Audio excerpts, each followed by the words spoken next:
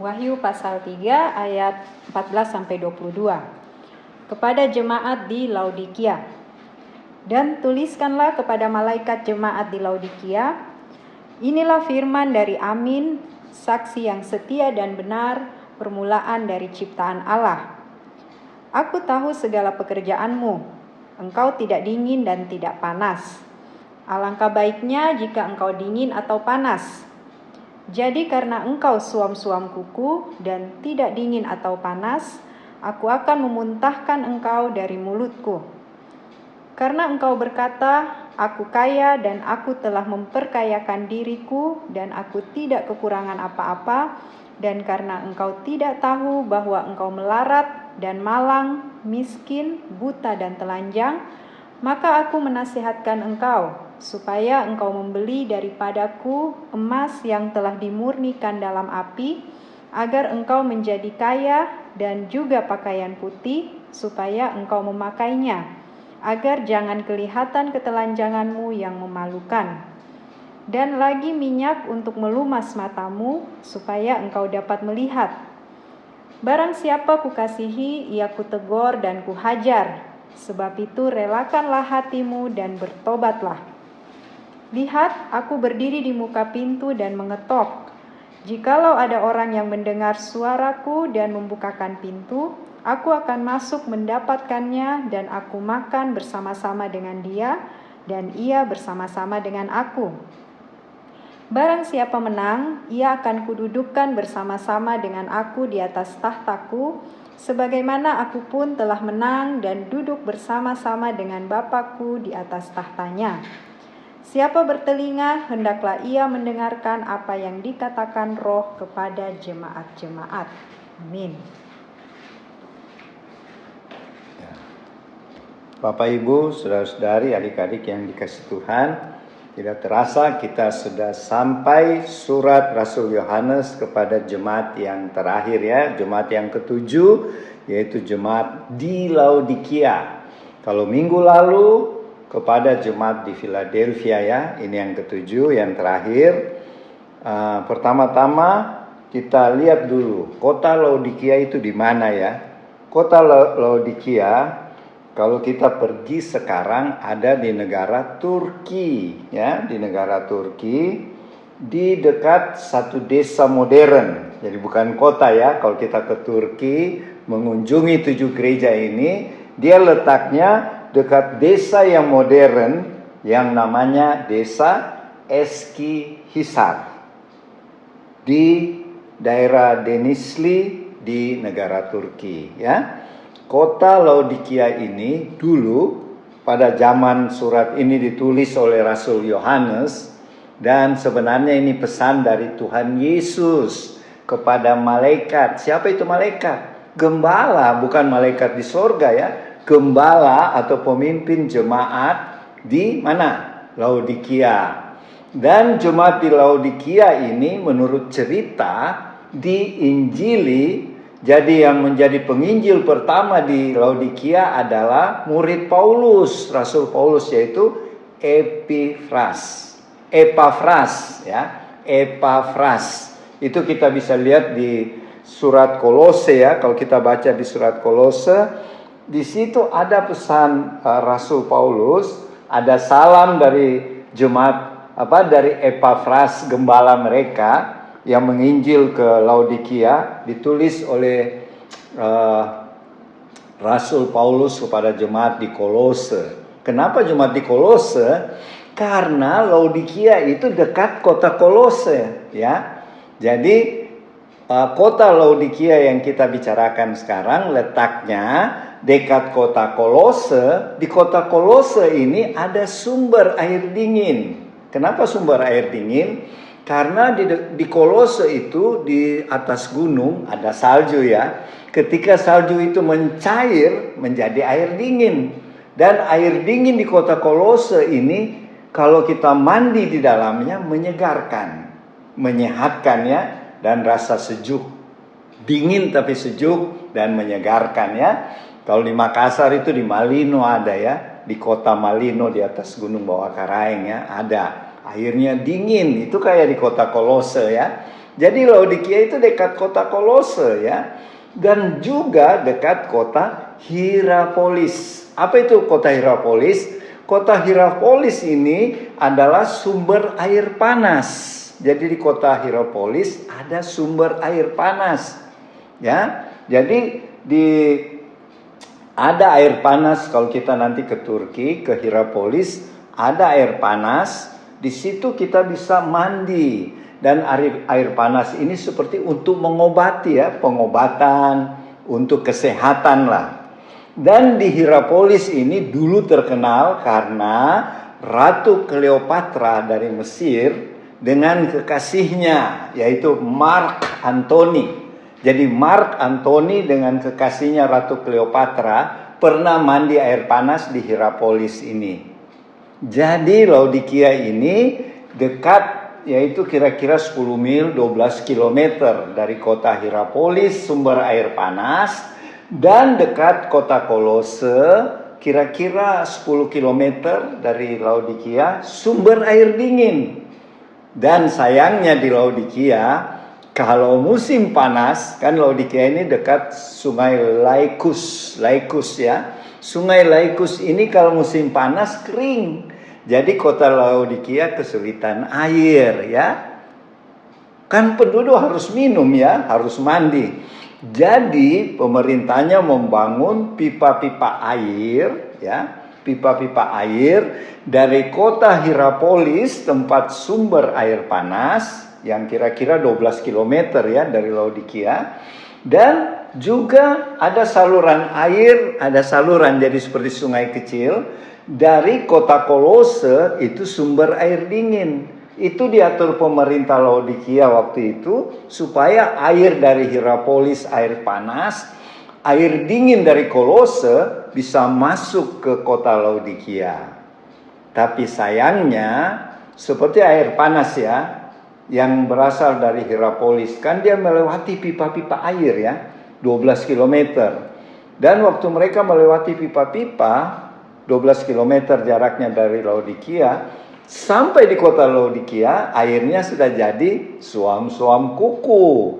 Orang Manado bilang lau-lau ya, suam-suam kuku. Dan menurut cerita, kalau air suam-suam kuku ini diminum rasanya tidak enak karena bercampur dengan zat-zat karbon, tanah liat yang di pipa itu air panas kan, jadi ada karbonnya. Terus sampai di Laodikia rasanya seperti terlalu banyak kapurit kalau dibandingkan air sekarang ya.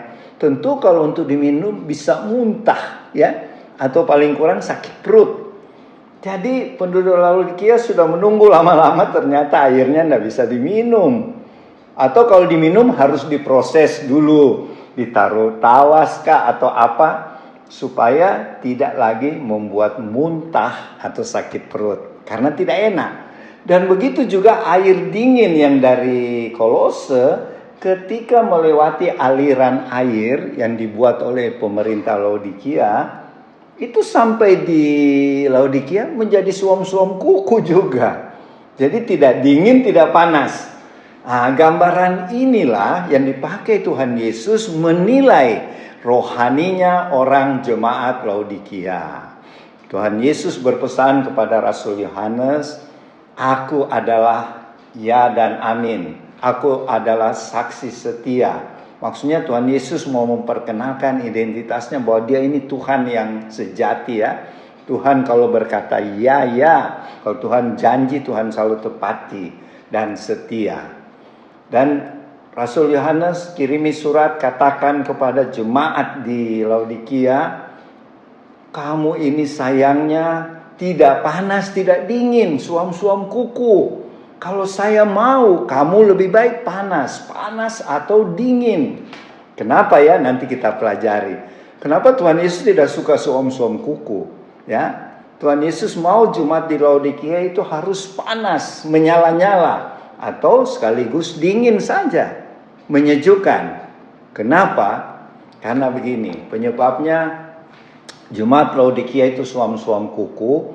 Pertama, Laodikia itu kota yang besar ya, dan pusat perdagangan waktu itu. Perdagangan apa? Yang didagang waktu itu adalah kain wol. Kain wol karena banyak domba di sana ya. Dan kain wolnya itu berwarna hitam keungu-unguan. Jadi itu adalah kain yang sangat mahal ya pada waktu itu. Mungkin kalau dibawa ke zaman sekarang itu seperti pakaian merek Hermes, Louis Vuitton, mahal lah.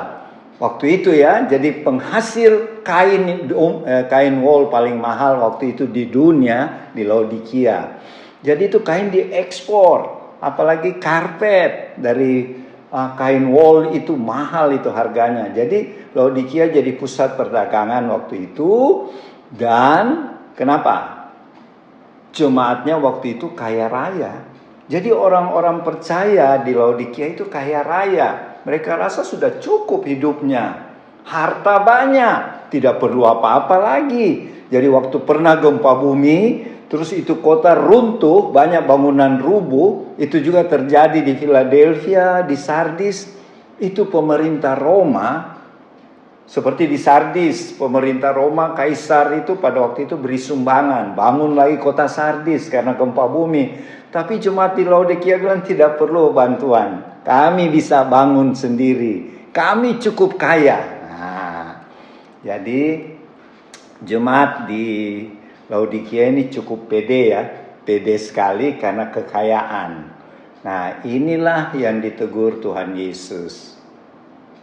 Kamu mengaku kamu kaya, ya, tetapi kamu di mataku miskin, ya. Kamu sebenarnya melarat. Kamu buta dan telanjang. Kenapa Tuhan tegur? Karena mereka karena kekayaan duniawinya, banyak uang, banyak harta, sudah tidak perlu Tuhan lagi. Mereka rajin beribadah. Jemaat Laodikia ini rajin beribadah, rajin melayani, tapi mereka lakukan itu setengah-setengah hati, ya. Seperti gini, kalau tidak melayani tidak enak. Nah, ini koreksi buat kita. Jangan-jangan kita juga demikian.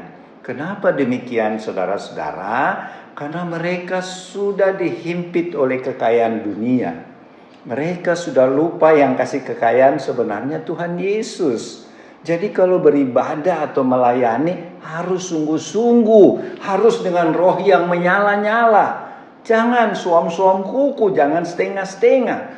Tuhan tahu, kalau Tuhan tahu kita melayani Tuhan, menyanyi saja setengah-setengah, berarti itu kita suam-suam kuku ya. Tuhan Yesus katakan, aku akan memuntahkan kamu. Tuhan jijik. Jadi ingat ya, mungkin warlot, kita sudah terlalu banyak pelayanan, banyak berdoa melayani Tuhan, menyembah Tuhan, baca Alkitab. Tapi kalau kita lakukan itu cuma rutinitas, tidak karena kasih, tidak karena cinta sungguh-sungguh pada Tuhan Yesus, itu sebenarnya termasuk suam-suam kuku. Itu di mata Tuhan tidak baik ya. Tuhan tidak mau dikasihi setengah-setengah hati. Cobalah kamu kalau saling mencintai, terus kamu tahu kekasihmu setengah hati sama kamu. Apalagi Tuhan ya. Itulah yang dimaksud. Tuhan tidak suka yang suam-suam kuku. Jadi mulai sekarang teman-teman, kalau kita memuji Tuhan harus sungguh-sungguh, seperti dari dalam hati kita. Kita tulus, Opa selalu sarankan waktu menyanyi, bayangkan Tuhan Yesus ada di depanmu yang sedang mendengar kita memuji Dia. Dan itu Opa selalu lakukan. Biar Opa sendirian di ruangan doa, saya bayangkan Tuhan ada di depan lagi mendengar saya menyanyi, dan saya menyanyi dengan sungguh-sungguh. Itu baru dibilang tidak suam-suam kuku ya. Nah itu. Jadi Tuhan mencela, menegur jemaat di Laodikia karena suam-suam kuku. Mereka jadi suam-suam kuku karena sudah tergoda, sudah terpengaruh dengan harta dunia yang menguasai mereka. Mereka sudah tidak sungguh-sungguh lagi mencintai Tuhan. Dan yang kedua, mereka katakan mereka kaya, padahal di mata Tuhan mereka miskin ya. Miskin rohani. Secara duniawi mereka kaya, memang banyak uang ya. Kalau sekarang mungkin mereka punya mobil Mercy, mobil Alphard, jemaatnya begitu. Tapi di mata Tuhan mereka miskin. Miskin apa? Miskin rohani. Nah itu Tuhan katakan, Kamu, Tuhan kasih nasihat, kamu harus membeli padaku emas yang murni, yang dimurnikan oleh api. Apa artinya itu? Artinya ialah jemaat yang sudah rasa mapan, sudah kaya, sepertinya sudah tidak perlu Tuhan lagi, menyanyi asal menyanyi, membaca Alkitab cuma rutinitas, tidak lagi dengan penuh kasih kepada Tuhan. Tuhan bilang kamu harus membeli emas. Nah, tapi ini beda dengan keselamatan ya. Kalau keselamatan itu cuma-cuma. Kita menerima keselamatan dari Tuhan Yesus cuma-cuma, tidak dibeli. Kenapa Tuhan Yesus bilang kamu harus beli emas daripadaku, emas yang murni ya?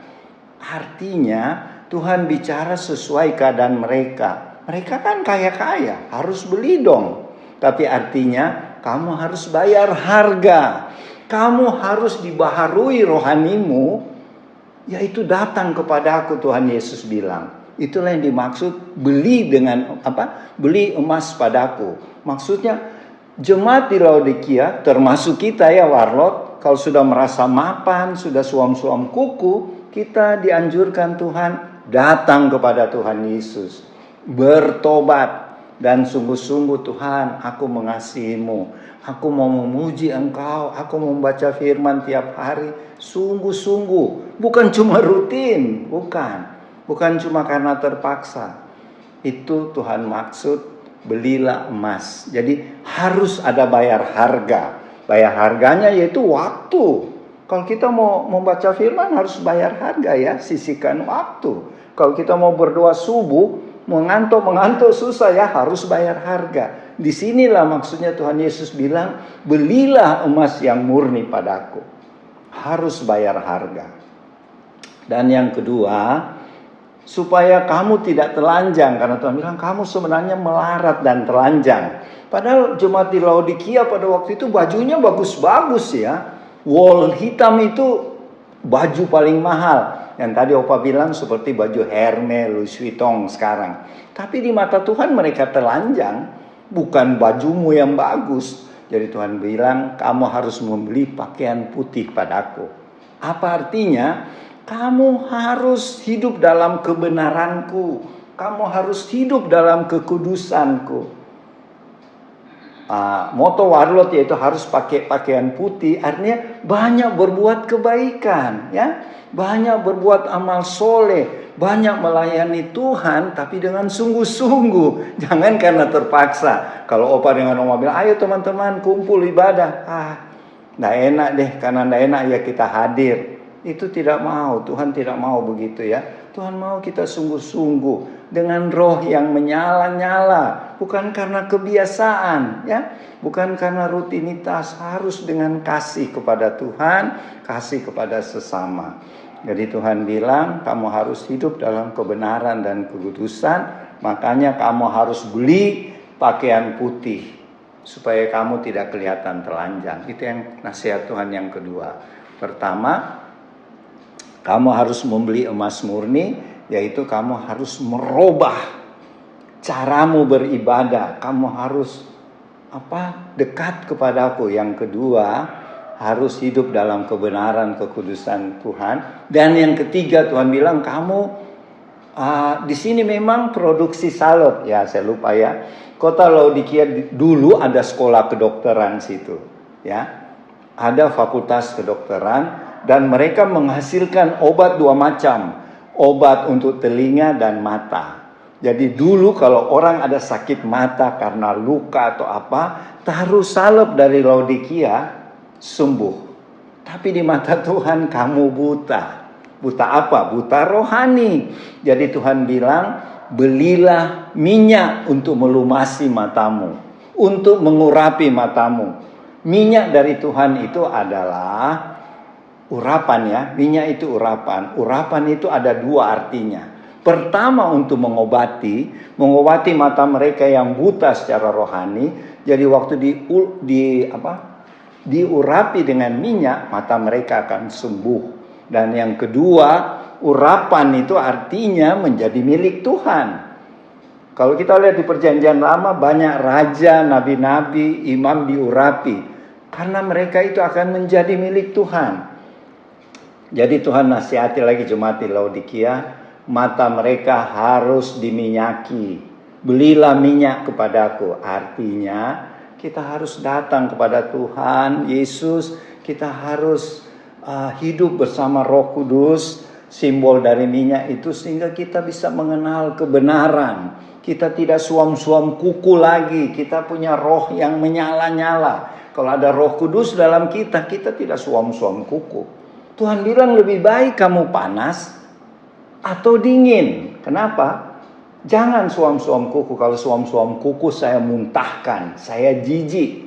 Kenapa panas? Karena ingat ya, Tuhan pakai keadaan di Laodikia, air panas dari Hierapolis untuk menyembuhkan kan, sebagai obat. Jadi kalau orang mandi di air panas itu menyembuhkan. Kita juga atau jemaat di Laodikia dan kita warlot orang Kristen zaman sekarang harus panas dalam arti kita bisa menyembuhkan orang lain. Kita bisa melayani jemaat, melayani non-jemaat. Supaya bisa mereka disembuhkan dari sakit mereka, dibebaskan dari roh-roh jahat dan lain-lain. Dan yang kedua Tuhan bilang lebih baik kamu dingin. Kalau bukan panas, panas artinya tadi ya, yaitu kita melayani jemaat dengan sungguh-sungguh, dengan penuh sukacita. Dingin artinya kita bisa menyejukkan orang lain. Orang lain mungkin yang lagi galau, lagi gundah, lagi putus asa, kita bikin sejuk jiwanya. Kita bikin satu kesejukan di hatinya sehingga mereka tidak jadi bunuh diri misalnya. Jadi Tuhan mau kita panas atau dingin, jangan suam-suam kuku. Ya, itu pesan Tuhan. Dan kemudian Tuhan katakan, aku berdiri di depan pintu dan mengetok. Ada gambarnya, ada biasa kita lihat gambar di dinding Tuhan Yesus mengetok. Artinya waktu itu Tuhan Yesus ada di luar jemaat Laodikia. Jadi mereka lagi ibadah di gereja, Tuhan malah di luar gereja. Kasihan ya, Tuhan mengetok-mengetok. Kenapa? Karena mereka melakukan ibadah cuma rutinitas. Hati-hati ya. Jangan kita juga memuji menyembah Tuhan, kita bikin ibadah warlot, tapi Tuhan sudah tidak hadir. Tuhan malah ada di jalanan. Hati-hati. Itu karena suam-suam kuku ya. Jadi Tuhan tetap mau kita sadar, kita bertobat sampai Tuhan mengetok. Tuhan bilang siapa yang dengar ketokanku dan buka pintu, saya akan masuk dan duduk makan bersama dia. Luar biasa ya. Tuhan masih mau jemaat Laodikia bertobat karena Tuhan Yesus mengasihi. Selanjutnya Tuhan katakan, kamu akan kutegur dan kuhajar. Bahasa aslinya itu hajar dicambuk loh. Jadi Tuhan bilang, karena aku mengasihi jemaat Laodikia, aku menasihati, dengarlah nasihatku, bertobatlah, kalau tidak saya cambuk kamu. Tuhan tidak segan-segan mencambuk ya, supaya sadar. Ya, orang selalu Tuhan Yesus Maha Pengasih. Di sini Tuhan bilang bahasa aslinya, aku akan menghajar, mencambuk. Dan kalau kita bertobat dan kita sungguh-sungguh pada Tuhan, tidak lagi suam-suam kuku, kita akan janji Tuhan. Kita akan duduk makan bersama dia. Kalau kita buka pintu, kembali kepada dia, menyuruh Tuhan Yesus masuk. Dan kemudian Tuhan janji, kamu akan duduk bersama aku di tahtaku, memerintah bangsa-bangsa. Hebat ya, janji Tuhan luar biasa. Marilah teman-teman warlot, keluarga warlot, Bapak Ibu saudara-saudari, adik-adik, jangan punya rohani yang suam-suam kuku. Harus panas dan dingin ya. Itu yang bisa saya sampaikan tentang jemaat Laodikia, dan nanti akan disempurnakan, ditambah lagi oleh Oma Pala ya. Tuhan Yesus memberkati. Shalom. Selamat siang Bapak Ibu di rumah, teman-teman dan tim warlot. Setelah kita berjumpa lagi hari ini tanggal 6 November 2022. Hari ini kita membaca, sudah tiba pada pembacaan Wahyu 3 kepada jemaat di Laodikia ya, jemaat terakhir. Ya, yang tadi sudah dimulai dari Opa, bagaimana kehidupan jemaat Laodikia. Kita sudah membaca semua Saya tidak mengulang lagi, saya hanya tekankan bagaimana itu hidup suam-suam kuku. Tadi juga Opa sudah katakan suam-suam kuku tidak panas, tidak dingin, ya. Bagaimana kehidupan kita sebagai generasi akhir zaman ini, apakah kita ada di suam-suam kuku atau tidak, atau kita dingin atau panas sebagaimana yang Tuhan katakan. Kalau saya renungkan adalah suam-suam kuku tadi bisa diartikan yang kita sudah baca, pada semua di rumah pasti mengerti tidak panas tidak dingin, ya. Tetapi yang saya renungkan pembacaan ini tidak ada di luar daripada Tuhan, ya. Tidak juga, karena kita orang supernatural, jadi kita tidak berbicara secara supernatural. Dalam hal ini ada roh di luar Tuhan, ya. Semua ada di dalam Tuhan. Tuhan katakan lebih baik kamu dingin atau panas. Tetapi ada hal-hal juga kalau kita tidak hati-hati, iblis bisa masuk di situ. Jadi saya merenungkan ini, dingin atau panas, tetap ada koridor Tuhan di situ. Cuma Tuhan mengingatkan kita, lebih baik kamu dingin atau panas. Kalau saya bawa pengertian itu, dingin, kita tahu Tuhan, kita tahu kehidupan dalam Tuhan, tapi kita tidak bergairah, ya. Ada banyak mungkin saya coba nalar saya sebagai manusia,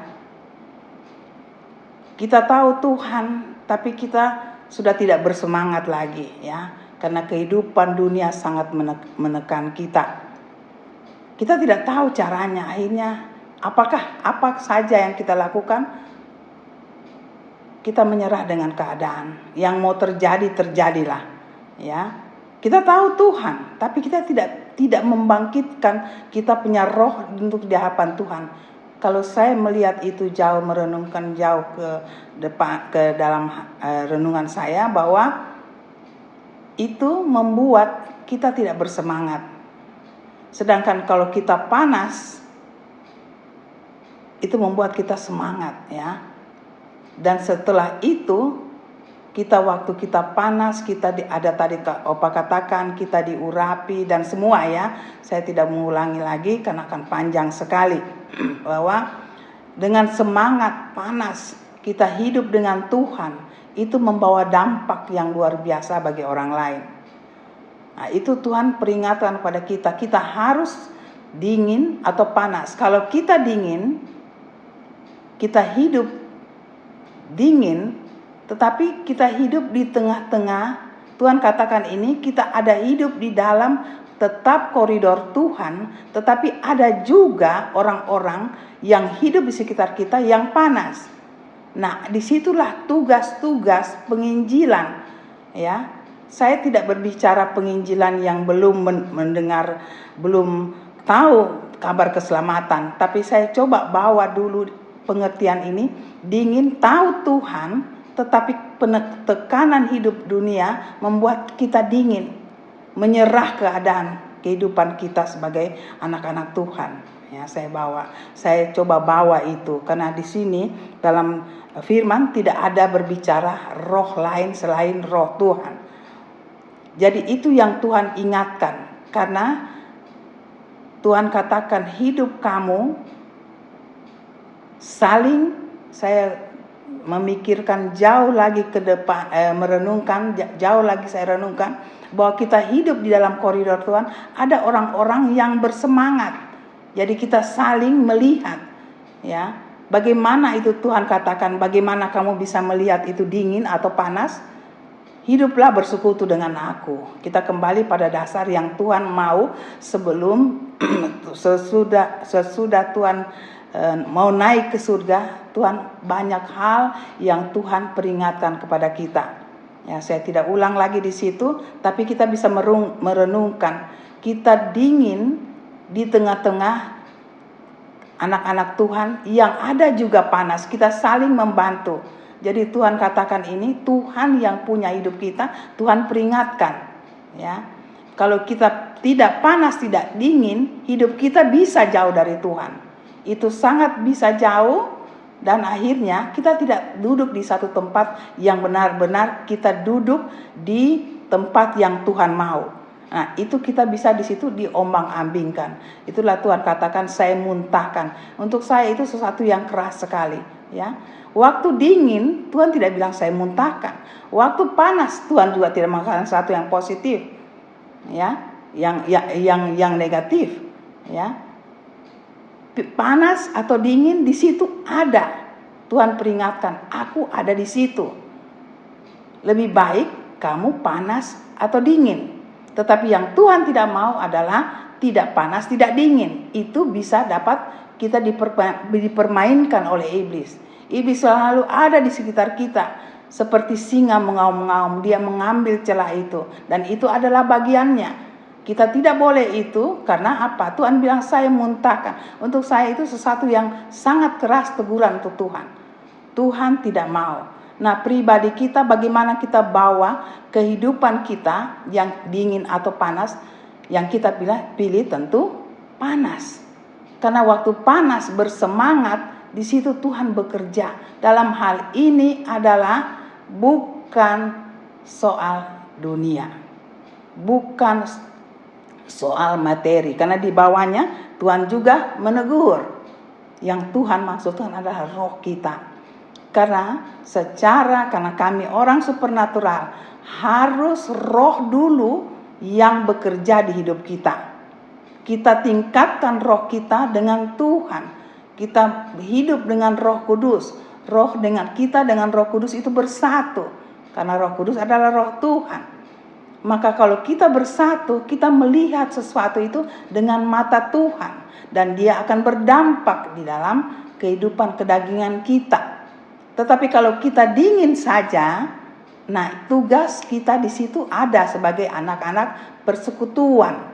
Kita bangkitkan, kalau kita hidup di dalam persekutuan, kita punya roh yang dingin tadi, ya, saling ada apa? Karena dari roh yang panas itu bisa melihat sesuatu yang tidak dari Tuhan, yang benar-benar ada Tuhan tapi mati, dingin, ya. Di situ tugas persekutuan anak-anak Tuhan saling membantu, mengikat satu dengan yang lain. Yang penting di sini saya mau ingatkan, jangan kita tidak panas, kita tidak dingin juga, suam-suam kuku. Itu adalah mangsa daripada iblis. Itu yang saya kupas mengenai bagaimana hidup kita di akhir zaman. Ya, mari kita hidup di dalam akhir zaman ini, kita sama-sama saling mendukung satu dengan yang lain. Ya, kalau ada sesuatu yang sudah tidak bersemangat, kita semangatkan. Kita yang tadinya juga bersemangat tiba-tiba juga karena kita jadi dingin, ya tentu dalam keadaan dunia yang sangat menekan kita. Saya tidak panjangkan di situ, semua sudah tahu kita berada generasi di akhir zaman ini. Dan Tuhan katakan, saya tidak ulang lagi karena Opa sudah katakan bagaimana kita harus memakai jubah adalah pertama adalah kita emas, jubah dan atau baju, dan terakhir adalah yang terakhir itu mengenai minyak, ya, mata kita itu adalah panca indera kita, ya. Bagaimana orang lain, ya, terutama dunia melihat kita. Dunia melihat kita memakai hidup kita adalah Tuhan, ya. Saya cuma ulangi sedikit saja bahwa emas itu adalah Tuhan. Orang dunia melihat kita Tuhan, ada hidup Tuhan di dalam hidup kita. Kita penuh kekudusan dan mata kita adalah mata Tuhan, ya. Mata yang dilumasi, ya, dilumasi agar semua yang kita lihat itu dengan pandangan Tuhan. Nah, yang terakhir saya cuma ringkaskan saja Tuhan akan mendudukkan kita bersama-sama di tahtanya. Saya hanya kasih kata ringkas itulah hadiah. Di jemaat lain tidak ada di situ. Tapi jemaat Laodikia adalah Tuhan katakan, kalau kamu berusaha ini, kamu menang, maka aku dudukkan bersamaku di tahtaku. Jadi di situ menjadi titik tolak kenapa saya bilang tidak ada di situ roh lain, roh iblis selain roh Tuhan. Cuma kehidupan anak-anak Tuhan perlu saling membantu, saling menegur, ya. Di sini Tuhan bilang, saya menegur, saya mencambuk bisa keras, bukan karena iblis. Di sini tidak ada berkata roh lain, tapi kita tidak sendiri tahu, sadar. Saya ulangi, mungkin keadaan dunia menekan kita sampai kita malas, ya. Tapi saya ingatkan, yang paling sangat penting di sini, kita anak-anak Tuhan harus hidup bersekutu dengan Tuhan. Jangan jauhkan hubungan kita dengan persekutuan, karena di situ kehadiran Tuhan ada. Kita saling membantu satu dengan yang lain. Jangan hidup keadaan dunia menekan kita sampai kita jadi dingin, ya. Tapi kalau kita hidup bersekutu dengan Tuhan, kita saling membantu satu dengan yang lain sebagai anak-anak Tuhan. Kita tidak menjadi mangsa iblis, malah kita di dalam saling membantu, saling mengingatkan satu dengan yang lain. Sebab itu Tuhan katakan, kalau kamu ikut di sini, apa yang saya katakan di sini, panas atau dingin, kamu akan menerima, kamu merubah hidup kamu akan menerima hadiah daripadaku, yaitu duduk bersama aku di tahtaku. Ya, saya tidak ulang, hanya ringkas itu saja. Jadi saya ulang lagi, panas atau dingin kita memilih, ya. Kita dikasih hadiah oleh Tuhan. Kalau kita bisa rubah, maka hidup kita akan bersama-sama Tuhan duduk di tahtanya. Hanya itu, saya tidak panjang lebar, karena kalau mau dikupas satu-satu akan panjang sekali, ya. Mudah-mudahan Bapak Ibu, teman-teman, saudara-saudari di rumah bisa mengerti dengan bahasa saya, ya. Terima kasih untuk pengertiannya. Tuhan akan memberi dengan karya Roh Kudus, memberi pengertian yang lebih dalam. Tuhan memberkati. Amin. Sampai kita jumpa lagi di minggu depan. Tuhan memberkati.